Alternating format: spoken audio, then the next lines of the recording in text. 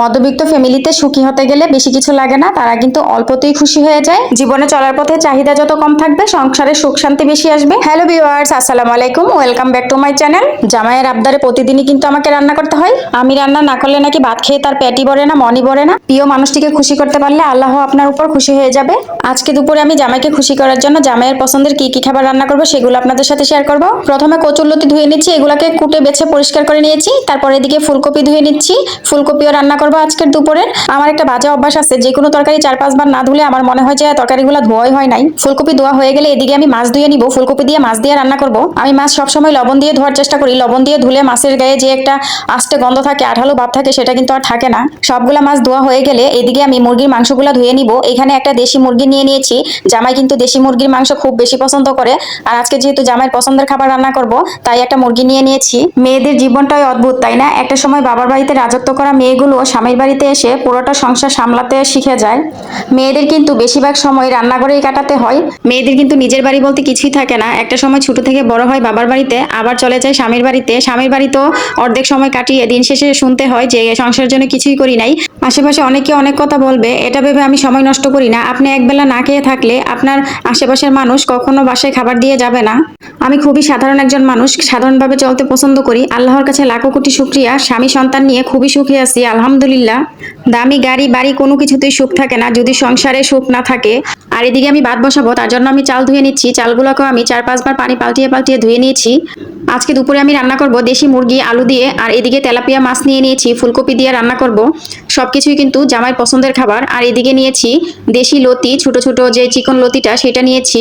আর এদিকে আমি দেশি মুরগিটাকে সব ধরনের মশলা দিয়ে মাখিয়ে নিব। আদা রসুন বাটা, হলুদ মরিচ লবণ ধনিয়ার ফাঁকি জিরার ফাঁকি, তারপর সয়াবিন তেল পেঁয়াজ কুচি সবকিছু দিয়ে খুব ভালোভাবে মাখিয়ে নিব। এইভাবে মাখিয়ে যদি দেশি মুরগি রান্না করা হয়, এটা কিন্তু টেস্ট খুবই ভালো আসে। আর বিশেষ করে আমার জামাই এভাবে রান্না করলে অনেক বেশি পছন্দ করে। ঢাকা শহর আসার পর দেশি মুরগি কিন্তু চোখেই পড়ে নাই, তাই আপনাদের ভাইয়া গ্রামের বাড়িতে গেলে 4-5টা দেশি মুরগি সবসময় নিয়ে আসে। আর এদিকে আমি তেলাপিয়া মাছগুলোকে হলুদ লবণ দিয়ে খুব ভালোভাবে মাখিয়ে রেখে দিচ্ছি, ফুলকপি দিয়ে রান্না করব বলে। আমার বাসায় কিন্তু কাটা ছাড়া মাছই সকলে বেশি পছন্দ করে, বিশেষ করে আমার বাচ্চারা তেলাপিয়া মাছ, তারপর পাঙ্গাস মাছ, চিংড়ি মাছ, এই মাছগুলোই বাচ্চারা বেশি পছন্দ করে। এদিকে আমি কচুর লতি রান্না করব। লতিগুলাকে আগে একটু ভাপ দিয়ে নিচ্ছি, তারপর রান্না করব। আর আরেক চুলার মধ্যে আমি আলু ভেজে নিচ্ছি। এই ছোট আলু দিয়ে মুরগির মাংস রান্না করলে খেতে কিন্তু অনেক ভালো লাগে। আর এদিকে আমি মুরগির মাংসটা বসিয়ে দিব, পেঁয়াজ ভেজে নিচ্ছি। আর এদিকে অন্য চুলার মধ্যে ভাত হয়ে যাচ্ছে, ভাতগুলোকে একটু নেড়ে দিলাম। মুরগির মাংসটা আমি প্রথমে রান্না করে নিব। মুরগির মাংসটা দিয়ে প্রথমে একটু নেড়ে চেড়ে কষিয়ে নিতে হবে। তারপর এর মধ্যে আমি পরিমাণ মতো ঝোল দিয়ে আলু দিয়ে তারপর কিছুক্ষণ রান্না করে নিব। এই মুরগি মাংস রান্না করতে কিন্তু খুবই সহজ, অল্প সময়ের মধ্যেই রান্না করে নেওয়া যায়। আলুগুলোকে কিছুটা ভেজে নিতে হবে লবণ হলুদ দিয়ে। এইভাবে ভেজে নিলে আলুগুলো খেতে কিন্তু অনেক ভালো লাগে। যতই চেষ্টা করি খরচ একটু কমাবো, তার হয়ে ওঠে না। দিন দিন খরচ বেড়েই চলেছে, জিনিসপত্রের যে দাম বেড়েছে বাজারে। মধ্যবিত্ত ফ্যামিলির মানুষদের মাসের শুরু আর শেষ বলতে কিছুই থাকে না।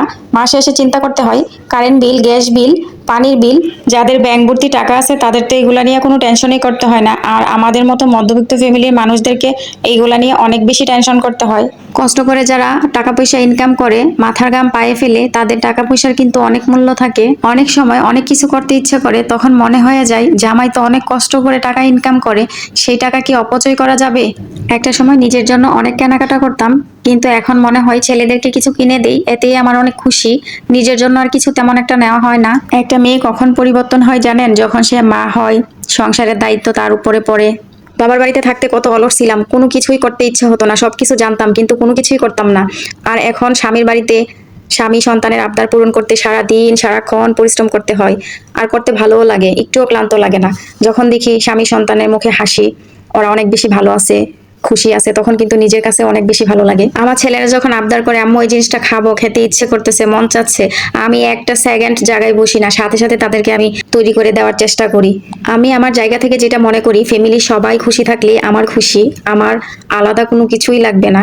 আর এদিকে মুরগির মাংস তরকারি হয়ে গেছে, একটু ঝোল রেখেছি, ঝোলটাই জামাই খেতে বেশি পছন্দ করে। এখন এদিকে রান্না করব কচুর লতি, তার জন্য চিংড়ি মাছগুলা দিয়ে দিলাম। চিংড়ি মাছগুলাকে একটু আমি কষিয়ে নিব। কষানো হয়ে গেলে এখানে আমি লতি দিয়ে দিব। এইভাবে লতি রান্না করলে কিন্তু খেতে অনেক বেশি ভালো লাগে। লতি তরকারি দিয়ে ভাত খেতে কিন্তু খুবই সহজ, বেশি একটা চিবাতে হয় না, মুখে দিলেই পেটের ভিতরে চলে যায়। এদিকে ফুলকপি তরকারিটাও রান্না হয়ে গেছে। ফুলকপি তরকারিটা একটু ঝোল রেখেছি, এই ঝোলটা খেতে অনেক ভালো লাগে। লতি তরকারি কিন্তু রান্নার প্রায় শেষ পর্যায়ে। আপনাদের সাথে গল্প করতে করতে আমার রান্না হয়ে গেছে। আজকের দুপুরে আমাদের খাবারের মেনুতে কচুর লতি দিয়ে চিংড়ি মাছ, আর রান্না করেছি জামাইয়ের পছন্দের দেশি মুরগি দিয়ে দেশি ছোট আলু দিয়ে ঝোল। আর এদিকে রান্না করেছি তেলাপিয়া মাছ দিয়ে ফুলকপি আলু দিয়ে। সব কয়টা তরকারি আমার জামাইয়ের পছন্দের খাবার। আলহামদুলিল্লাহ, আল্লাহ তাআলা রিজিকে যা রেখেছেন তা দিয়ে আজকে দুপুরের খাবার খাবো। সবাই ভালো থাকবেন, আল্লাহ হাফিজ।